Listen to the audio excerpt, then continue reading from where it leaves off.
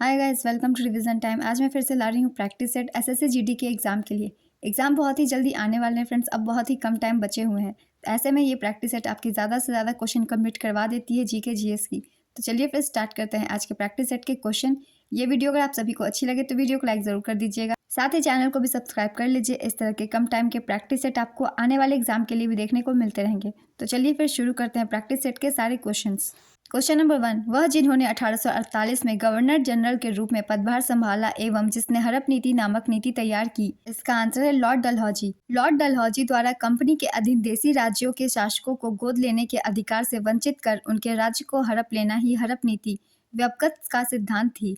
इस नीति का पालन करते हुए उसने सतारा, नागपुर, संबलपुर जैसे कई रियासतों को अपने अधिकार में ले लिया। डलहौजी का कार्यकाल 1848 से 1856 तक था। भारत में रेलवे की नींव डालने वाला डलहौजी ही था। भारत में पहली रेल उसके कार्यकाल के दौरान 16 अप्रैल 1843 को मुंबई से ठाणे 34 किलोमीटर तक चली थी। 1854 में नया पोस्ट ऑफिस एक्ट पारित हुआ व भारत में पहली बार डाक टिकट का प्रचलन प्रारंभ हुआ।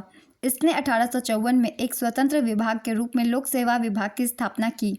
इसी के समय 1853 ईस्वी में कलकत्ता व आगरा के बीच पहली बार बिजली से संचालित तार सेवा शुरू की गई। इसने शिमला को ग्रीष्मकालीन राजधानी बनाया था। लॉर्ड डलहौजी से ये सारे महत्वपूर्ण पॉइंट्स थे फ्रेंड, जो कि एग्जाम में ज़्यादातर पूछे जाते हैं। इन सबको अच्छे से ध्यान में रखिएगा, काफ़ी आपको मदद मिलेगी। नेक्स्ट क्वेश्चन, लंदन 2018 में भारत के लिए ग्लोबल सस्टेनेबिलिटी फिल्म पुरस्कार किसने जीता था? इसका आंसर है लिपस्टिक अंडर माई बुर्का। ईएमआई में शब्द ई का क्या अर्थ है? इसका आंसर है इक्वेटेड। ईएमआई का पूरा नाम है इक्वेटेड मंथली इंस्टॉलमेंट। निलय की भित्ति आलिंद की भित्ति से डैश होती है। इसका आंसर है मोटी। 25 डिग्री सेल्सियस पर ध्वनि का वेग अधिकतम किसमें होगा? इसका आंसर है एल्युमिनियम में। हाल ही में जारी संयुक्त राष्ट्र की रिपोर्ट के अनुसार विश्व में कौन सा देश अफीम का सबसे बड़ा स्रोत है? इसका आंसर है म्यांमार। म्यांमार दुनिया का सबसे बड़ा अफीम उत्पादक देश बना। 12 दिसंबर 2023 को United Nations office for drugs and crime ने अफीम उत्पादक देशों की लिस्ट जारी की। इसमें पहला स्थान म्यांमार को दिया गया है, दूसरे स्थान पर अफगानिस्तान है। नेक्स्ट क्वेश्चन, डैश उत्तक में कोशिकाएं जीवित, लंबी और कोनों पर अनियमित रूप से मोटी होती है। इसका आंसर है कोलेनकाइमा। पू जोरमथंगा किस राजनीतिक दल का नेतृत्व करते हैं? इसका आंसर है मिजो नेशनल फ्रंट। झूले पर बैठे लड़के की गति कैसी होती है? इसका आंसर है आवर्ती। भारत में 1999 में कौन सी गरीबी उन्मूलन योजना प्रारंभ की गई थी? इसका आंसर है स्वर्ण जयंती ग्राम स्वरोजगार योजना। प्रधानमंत्री अटल बिहारी वाजपेयी द्वारा ग्रामीण बेरोजगारों के बीच स्वरोजगार को प्रोत्साहित करने के लिए अप्रैल 1999 में स्वर्ण जयंती ग्राम स्वरोजगार योजना प्रारंभ की गई थी। भारत के महाराष्ट्र राज्य में स्थित एक धार्मिक शहर कौन सा है? इसका आंसर है शिरडी। किस वर्ग में प्राणियों में शल्कों की कमी और त्वचा में श्लेष्मक ग्रंथियां होती है? इसका आंसर है उभयचर। मंजीरा मगरमच्छ वन्यजीव अभयारण्य कहाँ स्थित है? इसका आंसर है तेलंगाना में। देवराय प्रथम के शासनकाल के दौरान निकोलो कोंटी ने 1420 ईस्वी में कहाँ का दौरा किया था? इसका आंसर है विजयनगर का। निकोलो कोंटी एक इतालवी यात्री था। नेक्स्ट क्वेश्चन, युवावस्था के समय लड़कों में दिखाई देने वाली उपस्थिति में बदलाव डैश लाता है? इसका आंसर है टेस्टोस्टेरॉन। प्रतिरोध की ऐसा इकाई क्या है? इसका आंसर है ओम। नाबार्ड में भारत सरकार का हिस्सा कितना है? इसका आंसर है 99%। नाबार्ड का पूरा नाम है राष्ट्रीय कृषि और ग्रामीण विकास बैंक। दुनिया का पहला फुटबॉल क्लब जिसे 1857 में इंग्लैंड में स्थापित किया गया था वह था? इसका आंसर है शेफील्ड फुटबॉल क्लब। इथेनॉल का क्वथनांक कितना होता है? इसका आंसर है 78 डिग्री सेल्सियस। भारत में राष्ट्रीय थल सेना दिवस कब मनाया जाता है? इसका आंसर है 15 जनवरी को।